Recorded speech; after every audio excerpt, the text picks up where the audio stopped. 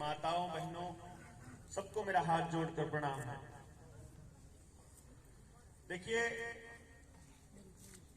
मुद्दा इतना भयानक है और सरकारों ने इतनी कमर कस के रखी हुई है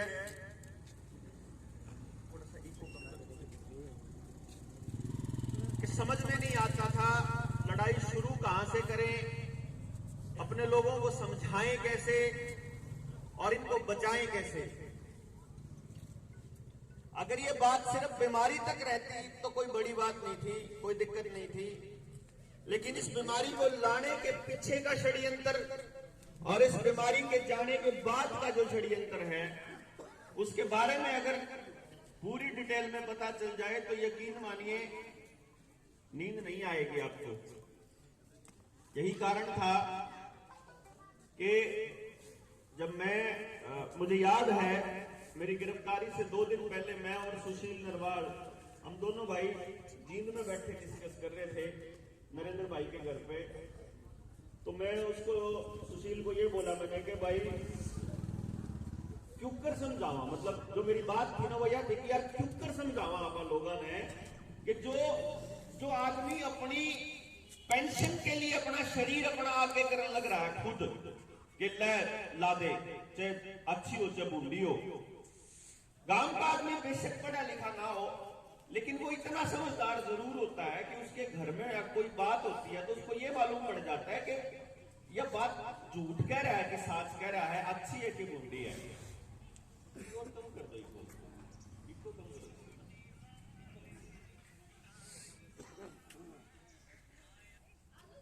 अब जब हेलो हेलो हेलो हेलो हाँ अब ठीक आएगी ना साफ। तो जब हम ये बताते हैं कि गांव के आदमी को ये तो मालूम है कि ये अच्छी चीज नहीं है और सरकार जो कर रही है वो अच्छा काम नहीं कर रही, लेकिन इससे बचने का भी रास्ता नहीं पता, एजुकेशन भी इतनी नहीं है और सबसे बड़ी बात यह है कि संगठित नहीं है और हिम्मत नहीं कर पा रहा कोई भी आदमी आगे आने की। तो फिर मैं सुशील को ये बोला कि भाई इनका तो ना आग सी लानी पड़ेगी भीतर में, मतलब क्यों करे और आग लाने का कोई तरीका था नहीं। तो मैं सुशील को ये कर रहा मैं सुशील यार ऐसा ला गया जनू मरना ही पड़ेगा। तो मैं तीनों बोला क्या सोच रहा है, मगर मैं यूं सोच रहा हूं कि एक पूरा भाषण तैयार करके लाइव वीडियो में और मैं या तो मतलब अपना गोली मार लो या कुछ ऐसा काम कर लूं कि लोगों न्यू बता दूं कि तो एक बलि तो मैंने दे दी और कितने बालका की बलि लोगे, तो इतना समझ लो थोड़ा सा अपने बालका बचा लो। तो सुशील ने कही थी करती उसने मेरे तो यो नहीं कहा कि तू गलत सोच रहा है, वो तेनों बोला ये काम तो किसी न किसी करना ही पड़ेगा देवेंद्र, पर इब्बे ना करिए, इब्बे लोग समझने के लिए तैयार नहीं है। तो मां भाई लेकिन किसी दिन दिमाग खराब हो गया तो समझ में नहीं आ रहा है यार, क्योंकि मेरे साफ दिखने लग रहा है कि कल ना मेरे बच्चे का नंबर आने वाला है। भाई मेरा बच्चा तो सिर्फ तभी बचेगा ना जब समाज बचेगा, जब समाज के लोग बचेंगे। और क्योंकि तीसरा जो मतलब तीसरे डोज की नंबर आने लग रहा है तो फिर तो और ज्यादा बुरा हाल हो जाएगा, क्योंकि तीसरी डोज में जो सब्सटेंस लेके आ रहे हैं आपके शरीर के अंदर वो तो इतना घातक है जिसकी कोई अंदाजा ही नहीं है। मतलब वो बाई चांस ये प्रकरण बन गया, मुझे नहीं मालूम था कुदरत इतना साथ दे देगी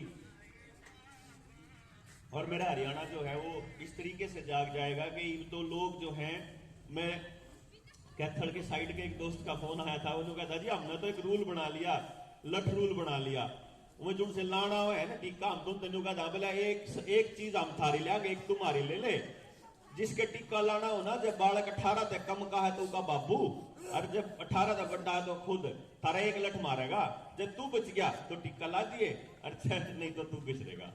तो अपना लकड़ा है तो वो ये बड़ी अच्छी बात लगी मुझे उनकी कहने वाला अपन तो कति साफ कर दिया भाई।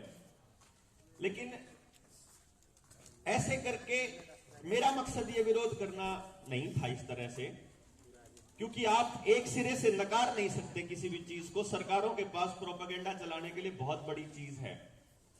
अगर कोई सरकार का अधिकारी या कोई बड़े से बड़ा डॉक्टर या एम्स का डायरेक्टर गुलेरिया या फिर आईसीएमआर का डायरेक्टर जनरल बलराम भार्गव जैसा आदमी अगर आगे डिबेट करने को तैयार है तो हम साबित कर देंगे कि यह बीमारी फ्रॉड थी, हम ये साबित कर देंगे कि ये जो चल रहा है ये टोटल फ्रॉड है।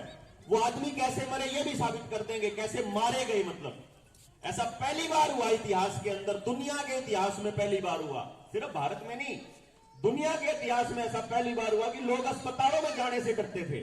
सबको पता था अस्पताल में ना जाइए, वो अपने जाने प्यारे को ये क्या करता, अपना लोकल इलाज करवा लिया, अस्पताल में ना जाइए। तो इसका मतलब साफ साफ सबको पता था कि अस्पताल में मारे जा रहे हैं लोग। और फिर अब तो जितने आयुर्वेद को जानने वाले लोग हैं वो सबको पता है कि जो अब बसंत ऋतु का बुखार आएगा, इस बुखार में आपने सीधा पानी पिया, सादा पानी जो हम नलके का पी लेते हैं वैसे नॉर्मली, या आपने अगर बुखार की दवाई जल्दी ले ली, शुरू में ही पहले दिन ही ले ली, या फिर आप बुखार के बाद आईसीयू में भर्ती हो गया, एसी चला लिया, तो कन्फर्म मौत है। तो एक तो इसके लिए मैं आपको ये बता दूं कि मार्च 15 के बाद फिर से दोबारा से तीसरी लहर का ड्रामा चालू होने वाला है। और उस टाइम गांव में अगर किसी को भी बुखार होता है तो ये ध्यान रखना है कि पहले दिन जो है आपको फास्ट रख देना शुरू, बीमार होते ही, मतलब बुखार होते ही, नॉर्मल है बुखार होना, बुखार होते ही उस दिन खाना नहीं खाओ आप, मतलब थोड़ा कर दो। पानी अगर पियो तो पका के पीना है, सौंफ पका लो उसके अंदर और ठंडा करके पियो, या वैसे भी अगर उबाल के उसको ठंडा करके पियो, सीधा पानी नहीं पीना। और एसी और आईसीयू से बचना है बस।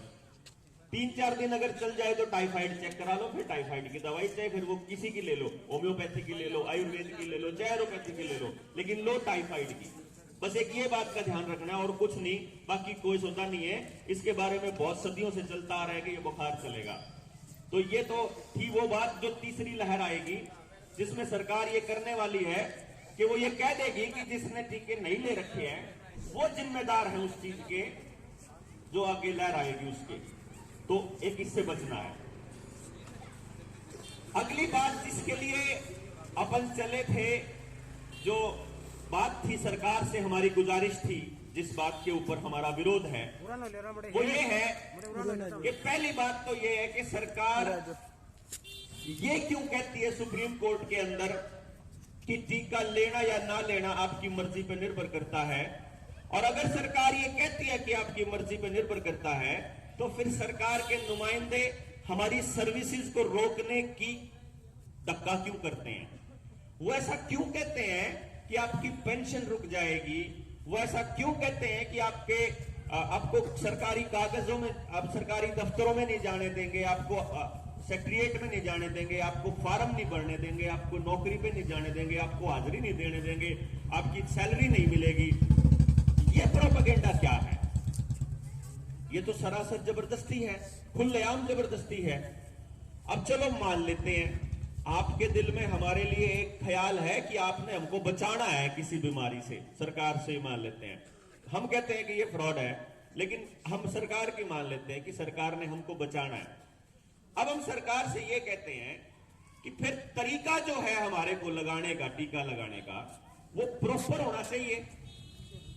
प्रॉपर तरीका क्या है वो आपको जानकारी, क्योंकि जानकारी ही सबसे बड़ा रास्ता है। सरकार ने पिछले 7 सालों में आपके साथ जो ठगी करी है, उसका सबसे बड़ा इस्तेमाल सरकार ने इस चीज का किया है कि आप तक जानकारी ही ना पहुंचे। जैसे 2016 में सरकार ने वो संस्था बंद कर दी जो देश को बेरोजगारी के आंकड़े दिया करती थी, तो आप तक खबरों में यही नहीं आता कि इस टाइम देश में बेरोजगारी का रेट क्या है। जब दाल की वजह से, दाल महंगी होने की वजह से जब महंगाई सूचकांक बढ़ने लगा, तो सरकार ने उस दाल को उस सूचकांक से ही निकाल दिया। तो भाई दाल महंगी होती रहो, खाने की चीज कितनी महंगी होती रहो, वो महंगाई के कैटेगरी में ही नहीं आएगी। इसी तरह से प्रधानमंत्री कौशल विकास योजना के नाम पर आपको आंकड़ों के साथ खेल खेल दिया कि इतने बड़कों की ट्रेनिंग होगी। तो आंकड़े बहुत बड़ी चीज होती है और जानकारी सबसे बड़ा हथियार होता है आज के टाइम पे। सरकार के पास आपकी सारी जानकारी है, आपके फोन नंबर्स, आपके परिवार का फैमिली आईडी, आपके आधार कार्ड के साथ आपका राशन कार्ड, आपका वोटर कार्ड, आपका ड्राइविंग लाइसेंस, आपकी गैस की कॉपी, आपका बैंक का अकाउंट, आपकी गाड़ी की आरसी, एक एक चीज आधार कार्ड के साथ जोड़ के उनके पास आपकी सारी जानकारी है। आपके पास उनकी क्या जानकारी है? उन्होंने तो एक रूल बना दिया इलेक्टोरल बॉन्ड के जरिए सरकार जितना चाहे पूंजीपतियों से चंदा ले सकती है और दुनिया की कोई ताकत उनसे पूछ नहीं सकती कि कितना चंदा कहां से आया। उसके अंदर बकायदा ये मेंशन किया कानून के अंदर। मतलब आपकी तो सारी जानकारी चाहिए और अपनी कोई जानकारी नहीं देंगे। ये खेल है डेटा का। आने वाले वक्त में जो नौजवान साथी हैं, जो इंटरनेट को जानते हैं और जो मल्टीनेशनल कंपनीज का खेल समझते हैं, तो आने वाले टाइम में data is the new fuel, ऐसा बोला जाता है। पूरी दुनिया के अंदर यह बोला जाता है कि जिसके पास जानकारी है लोगों के लाइफस्टाइल की, लोगों के काम करने के तरीके की, समझो उसके पास सब कुछ है। तो अपने तो यहां खेती का भी डेटा इकट्ठा करा जा रहा है। आपसे खट्टर साहब बड़ा साफ साफ बोलते हैं कि आपकी फसल तब लेंगे जब आप बोने से पहले ब्यौरा दे दोगे कि इतने एकड़ में ये फसल बोई है। इसका मतलब ये आपसे सारी जानकारियां ले रहे हैं। आप अपने मोबाइल में देख लो, आप एक दिन गूगल पे लिख दो कि लेदर शूज लिख दो, चमड़े के जूते लेने हैं, या फिर आप वैसे बोल दो अपने दोस्तों में, मैंने जूते लेने हैं, तो आपके अगले दिन फेसबुक के ऊपर, यूट्यूब के ऊपर जूते की मशहूरी आनी शुरू हो जाएगी। आपको दिखने शुरू हो जाएंगे वो, कि जैसे ऑनलाइन मंगा लो, दुकान पे ना जाना पड़े। तो ये सारा का सारा जो खेल चल रहा है, इसको समझने के लिए जितना बड़े लेवल पे दिमाग चाहिए, उस लेवल पे चर्चाएं बिल्कुल जीरो हैं अपने खास तौर पे गांव के अंदर। और शहरों में तो किसी को फुर्सत ही नहीं है। शहर तो बने ही इस चीज के लिए कि वो तो कबूतर खानों में ऐसे लोग बैठ जाते हैं कि सुबह निकले, अपने दफ्तर गए, फिर आ गए और सो गए, टेलीविजन चला के अपना रात हो गई उनकी। तो उनका तो इतना सा खेल है। गांव में आपस में चर्चा किया करते थे, सरकारों के प्रोपेगेंडा के बारे में चीजें पता चलती थी। उसको इन लोगों ने सोशल डिस्टेंसिंग के नाम पे खत्म कर दिया ताकि चर्चा ना हो। अगर आपके गांव से कोई आदमी गया हो शहर में और उसको वहां मारा गया हो गलत इलाज से या इलाज की कमी से, तो वो आके गांव में बता ना दे तो लॉकडाउन लगा दो। और इस तरह से आप अब क्या कहते थे कि एक आधे के साइड इफेक्ट आया है। अब जब हमने खड़े होकर बोलना शुरू किया तो गली गली में 10-10 लोगों के साइड इफेक्ट आए हुए अब लोग आ रहे हैं सामने कि मेरे शरीर में ऐसे करके दर्द है, मेरे ये चीज है। उस पर हम अभी चर्चा करते हैं। तो जो पॉइंट मैंने आपको शुरू में उठाया वो ये है कि कायदा क्या होना चाहिए था, तरीका क्या होना चाहिए था सरकार का। सबसे पहले एक शब्द होता है जिसको बोलते हैं इन्फॉर्म्ड कंसेंट। इन्फॉर्म्ड कंसेंट क्या होती है कि अस्पताल में जब आप इलाज करवाने जाते थे, जब 2019 से पहले, आपको ध्यान हो, किसी का भी ऑपरेशन करना होता था तो डॉक्टर आपसे एक फार्म के ऊपर साइन करवाया करता कि भाई कोई रिश्तेदार आके इस पर साइन कर दो, और ये बताया करता कि इस ऑपरेशन में इतनी तो जीने के चांस हैं, इतने मरने के चांस हैं, और ये दवाई देवेंगे, इतना खर्चा होगा। वो सारी बात बताया करते। उसमें लिया करते जानकारी कि जो मरीज है वो नशा तो नहीं करता, उसके एलर्जी तो नहीं, तो वो सारी बात पूछा करते। इसको बोलते हैं इन्फॉर्म्ड कंसेंट। डॉक्टर कहेगा कि मैंने मालिक को बता दिया था, जो इलाज करवाने के लिए आया पेशेंट, उसको भी और उसके घर वालों को भी बता दिया था कि भाई मैं ये इलाज करने वाला हूं और इस इलाज से तेरे को ये फायदा हो सकता है, ये नुकसान हो सकता है। ये इन्फॉर्म्ड कंसेंट होती है।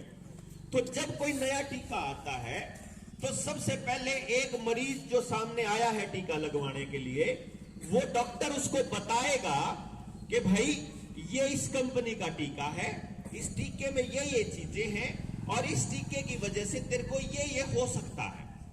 हम ये